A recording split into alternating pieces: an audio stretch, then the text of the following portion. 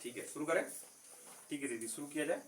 भोजन पानी करके आई हैं, 2-4 घंटा टीवी चलेगा तो कोई दिक्कत नहीं है ना। चलिए, खाना वाना खाया है ना, और कोई टेंशन उनसन तो नहीं है ना। चलिए, तो जिंदगी का सवाल है, इसको सीरियसली समझना है, सोचना है, और फिर जो है इस पर निर्णय लेना है। तो मेरे हिसाब से आपके पास आपने जैसे क्या सोचा है, मैं बताता हूँ क्या ऑप्शन मैंने अपने हिसाब से, लेकिन आपका क्या सोचा है। घर पे चर्चा की होगी, आपकी बुआ आई थी, लोग आए थे, चर्चा किए होंगे। 5 सब्जेक्ट मालूम है कौन कौन सा अप्लाई किए हम लोग, कौन कौन सा जरा बता पाएंगे आप? English, math, science, business, entrepreneurship. आपने कहा English, math, science, business studies और एंटरप्रेन्योरशिप, 5 सब्जेक्ट। आपके घर पे क्या चर्चा हुई, कैसा कुछ सोचा है कुछ ये सब के लिए? उन्होंने बस इतना ही पूछा कि कब एग्जाम है, कब एग्जाम है। हाँ, तो बताया उनको एग्जाम चालू ही नहीं हुआ था। अच्छा, सर जी कह रहे हैं कोई बात नहीं, चालू नहीं हुआ। ठीक है, बोल दीजिए वैसे। हाँ ठीक है, कोई दिक्कत नहीं, चालू नहीं हुआ तब चालू है। फरवरी में बताया। फरवरी, मार्च, अप्रैल में एग्जाम होगा। देख, हाँ दिखा रहा है। मार्च में भी चलेगा। तो कैसे करेंगे फिर आप? या फिर वो कहीं अगर वो सुपर ताकत आपके अंदर, उसको मुझे नहीं मालूम, लेकिन अभी तो आप 8 चैप्टर पे है ना, 4th है। 8 मैथ के 4 चैप्टर पे है। साइंस किस क्लास की है? 6 क्लास की है। मैथ, साइंस, इंग्लिश चलो फिर भी तो कैसे करेंगे, कुछ कैसे हुआ, क्या सोचा? केवल एग्जाम देने के हिसाब से एग्जाम देना है तो उससे कुछ थोड़ी होगा। एक तो है कि एग्जाम देना है, ऐसे दे के छोड़ो कोई बात नहीं। एक है कि नहीं, एग्जाम देना है क्योंकि उसके लिए रेडी है, वरना कितने लाखों लोग IAS के एग्जाम देते हैं, सिलेक्शन तो 500 है। उसमें से मुश्किल से 1% या 2% ऐसे जो होते हैं सीरियस कंटेस्टेंट होते हैं। तो हम लोग को सीरियस कंटेस्टेंट बनना है ना। आइए सर जी, आइए। मैथ तो 9 तक कंप्लीट कर लेंगे। ठीक है, तो 9 तक आप मैथ कंप्लीट कर लेंगे। साइंस बहुत अगर ज़्यादा कर पाएंगे तो 8 तक कर पाएंगे। फिर कैसे किया जाए? एग्जाम तो 10th का है, पेपर तो 10th का ही आएगा। 9, 10 साथ दोनों आता है उसमें, और क्या आता है। तो आप कह रही हैं कि मैथ 9 तक का कर लेंगी, पेपर तो 10th का आएगा। जनरली अभी तक नवंबर दिसंबर तक जितना पढ़ लिए हैं, प्री बोर्ड यही होता है कि दिसंबर तक सिलेबस खत्म करके अच्छे स्कूल पे एग्जाम ले लेते हैं, जिससे बच्चे फिर रिवाइज करते हैं एग्जाम देने के लिए। तो अगर आज का प्री बोर्ड ले आपका और 1 महीना और टाइम दे दें तो प्री बोर्ड में तो मेरे हिसाब से मैक्सिमम आप 8 क्लास ही कर पाएंगे। समझ रही हैं इस चीज को? और फिर आप कह रही हैं कि 9 कर लेंगे, लेकिन एग्जाम तो 10th का है।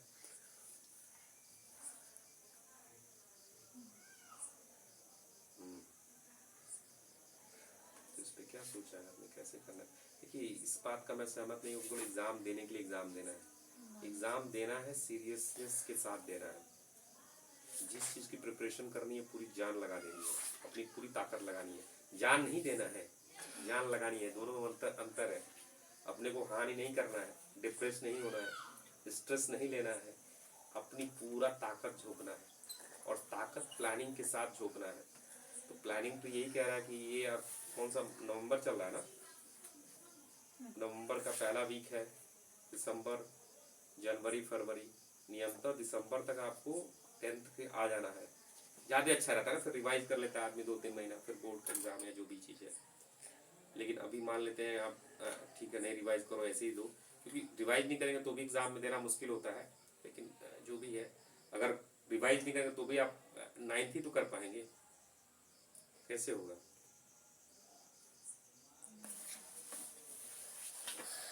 इस पे सोचा है, इस पे थोड़ा सोचना है। मम्मी जी की तबीयत आज खराब है, कोई बात नहीं, मम्मी जी की जब तबीयत ठीक हो जाएगी तो आपका क्या राय है, आपके घर वालों का क्या राय है?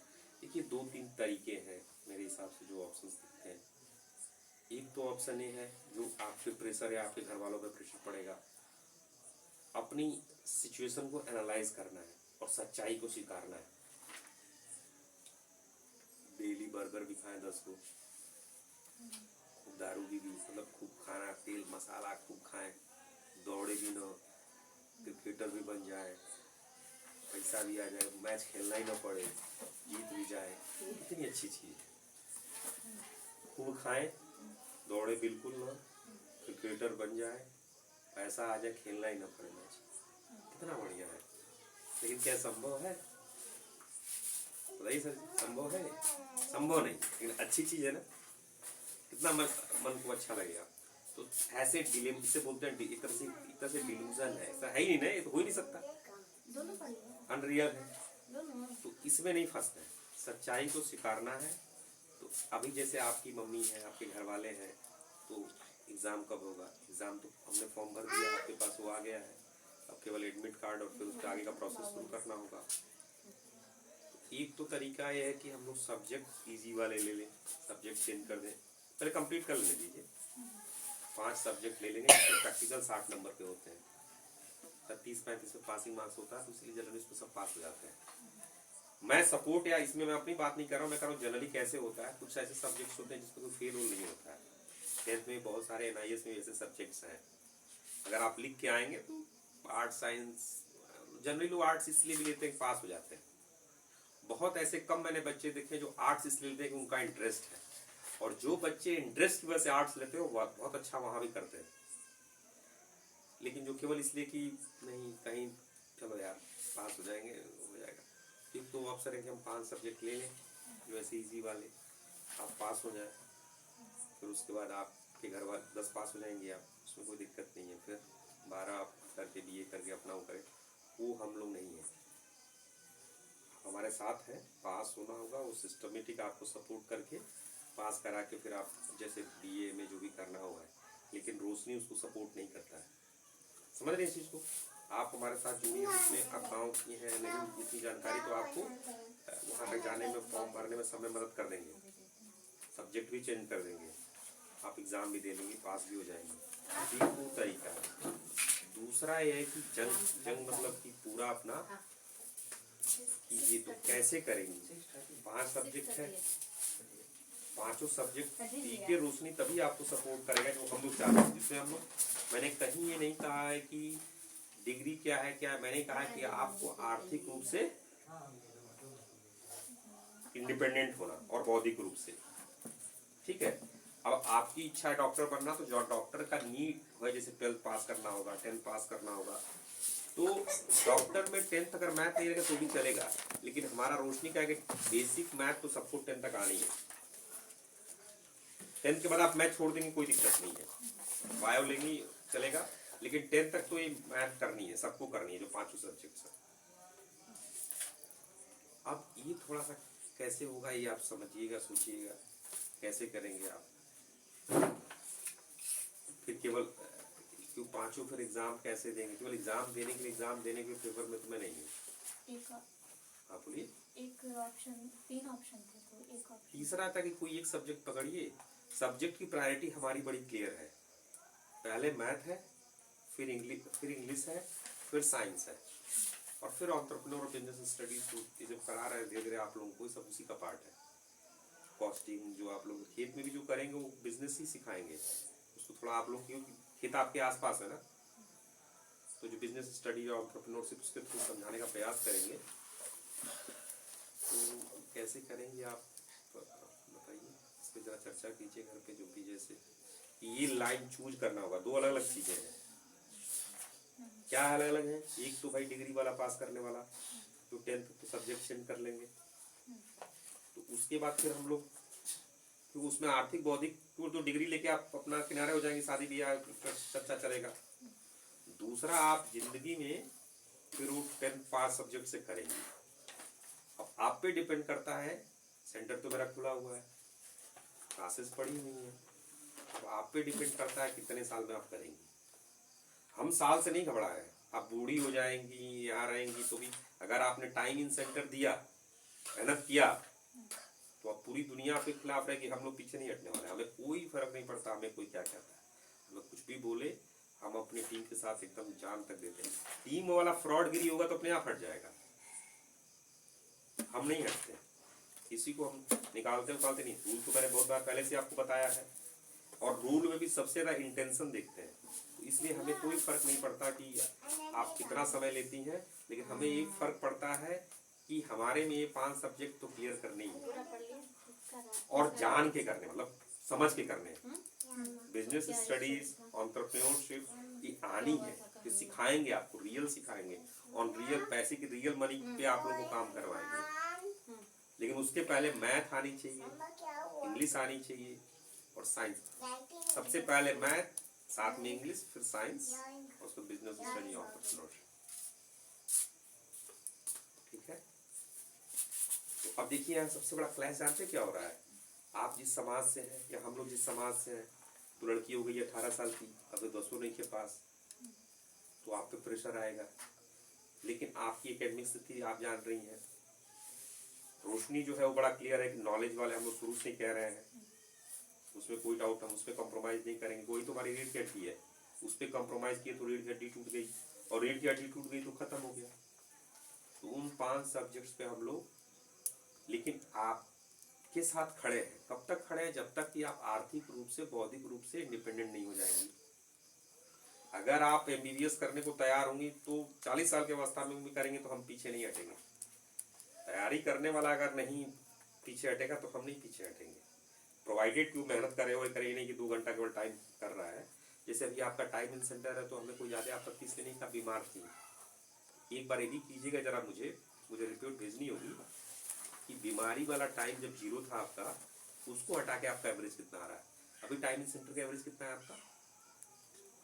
6 के आसपास है ना। तो जो बीमार थे उसमें आपकी तो गलती नहीं है, तो एक बार वो टाइम निकाल दीजिएगा, फिर देखिएगा एवरेज कितना आ रहा है। मैं कर दूंगा।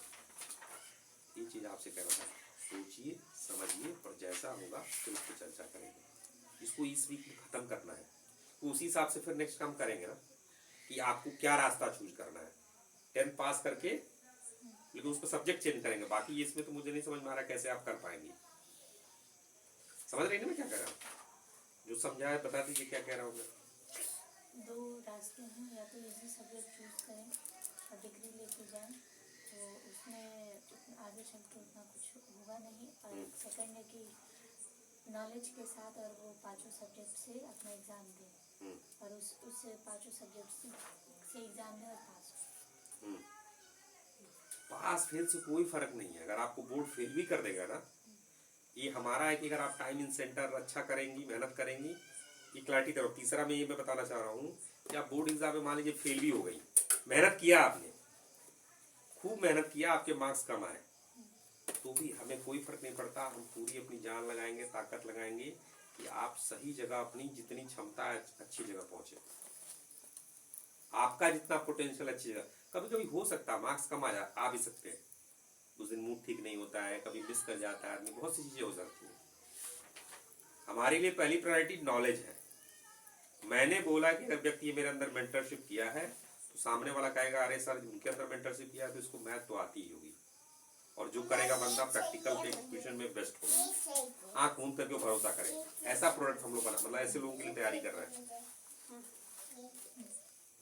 ठीक है जी, वो हमारा वो चीज है, इसको सोचना है, समझना है, और फिर जैसा होगा उस पर ऐसा करना है, क्योंकि प्रेशर आप पे आएगा।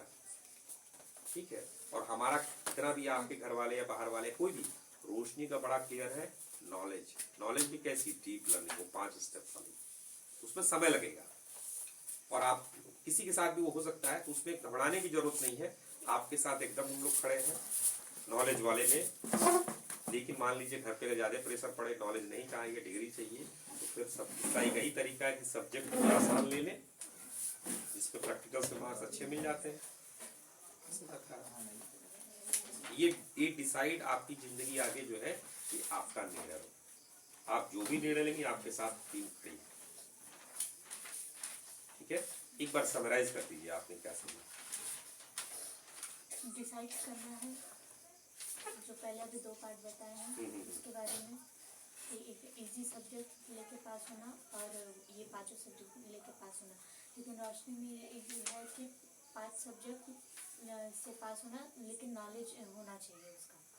नॉलेज के साथ एग्जाम देना। ठीक, हाँ, एग्जाम नॉलेज के साथ देना, पास हो ना हो उनका है, बोर्ड का है, लेकिन हमारे बच्चे जब जाएं तो उसकी नॉलेज हो, वो इंटरनल इवेलुएटर जो होगा उसका मान्य होगा कि नॉलेज है कि नहीं, प्रैक्टिकल एप्लीकेशन करके देख लेंगे, ठीक है, भले ही बोर्ड में कम नंबर आए तो भी कोई फर्क नहीं है, हम लोग नॉलेज के साथ एग्जाम देना है। और अगर और इस बारे में जाके घर पे डिस्कशन करना है अपने पेरेंट्स से, और इसके बारे में फिर डिसीजन लेना है। उस पर चर्चा कीजिएगा, घबराइएगा नहीं, डिस्कस कर लीजिएगा, ठीक है, अपना सोच समझ के जो, और जिसके साथ स्टिक करेंगे जो आपका नहीं रहेगा, कन्विक्शन अंदर से आनी चाहिए, क्लैरिटी, कन्विक्शन, कॉन्फिडेंस। बाहर का कॉन्फिडेंस थोका हुआ लंबा नहीं चलता, अंदर से क्लैरिटी रहेगी, अंदर से कन्विक्शन रहेगा, फिर वो कॉन्फिडेंस जो उस पर बिल्ड होगा वो सॉलिड कॉन्फिडेंस होगा। ठीक है जी, कोई मैडम आप इसमें कुछ ऐड करना चाहेंगी? दीदी आपकी तरफ से आपको कोई क्वेश्चन या आपको कुछ बोलना है, कोई आइडिया है आपके माइंड में जो आप पूछना चाहती हैं, क्लियर करना चाहती है? आप प्रपोजल भी दे सकते हैं कि देखिए सर जी ऐसा इसको कर सकते हैं, इसको ऐसे कर सकते हैं, happy to hear it out.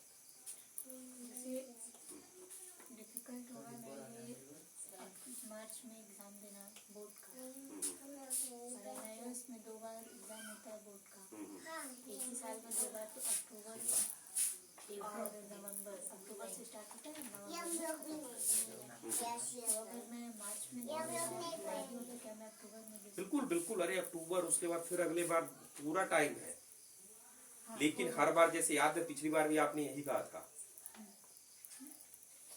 आपका फॉर्म तो मैं पिछली बार ही रेडी हो गया था, 8 का, हाँ फिर कुछ हो गया इसलिए हमने वहाँ सर तैयारी नहीं थी या जो भी नहीं थी इसलिए हम छोड़ दिया, तैयारी नहीं थी, इसलिए फिर हमने कहा चलो 10th आप कवर कर लेंगे, तो आपने कहा कवर कर लूंगी, तो डायरेक्ट मैंने 10th कर लिया, फिर 10th में भी कवर नहीं हुआ, तो ये तो मौका मिलेगा। NIS में तो हर 6 महीने बाद ये रेगुलर एग्जाम होते हैं, ऑन डिमांड भी एग्जाम होते हैं, उसमें बहुत फ्लेक्सिबिलिटी है, बहुत अच्छा अगर देखा जाए तो है उस मामले में, ऐसा इतना फ्लेक्सिबल कहीं नहीं है, उसमें तो सोचना ही नहीं है, क्या आप एफर्ट कर पाएंगे, आपको देखना है, क्या आप 2 से 3 घंटा मैथ डेली दे पा रही हैं, ये आपको देखना है, एक दिन दिया है, 2 दिन दिया है कंटिन्यूअसली, तब जाके वो मैथ निकलेगा, वो आप पे डिपेंड है, ठीक है जी, तो आप बिल्कुल, मुझे कोई आपत्ति नहीं, 6 महीने बाद दें, 12 महीने बाद दें, आप जब तक दें, मैं तो बोला ना, बूढ़ी हो जाएंगी आप, अगर आप मेहनत करेंगी तो रोशनी कब तक, रोशनी ने क्या वादा किया है, आर्थिक रूप, भौतिक रूप, अगर किसी का इंटेंशन सही है हमें कोई फर्क नहीं पड़ता, हम उसको पूरा सपोर्ट करेंगे जब तक कि वो अपनी जगह सेटल ना हो, हम साथ खड़े रहेंगे, लेकिन साथ तभी खड़े रहेंगे सही सोच के साथ, मेहनती, काम चोर लोगों के साथ, एक्सोसाइटर्स के लाख गलत लोगों के साथ हाथ जोड़ के हम लोग किनारे जाते, ठीक है जी, और कोई बात ऐसी रख सकते हैं, अच्छा लगा ये आपने पूछा, ऐसे कोई डाउट हो पूछ सकते हैं, ठीक है जी, मैडम एनीथिंग एल्स? ठीक है, अब इसको धन्यवाद।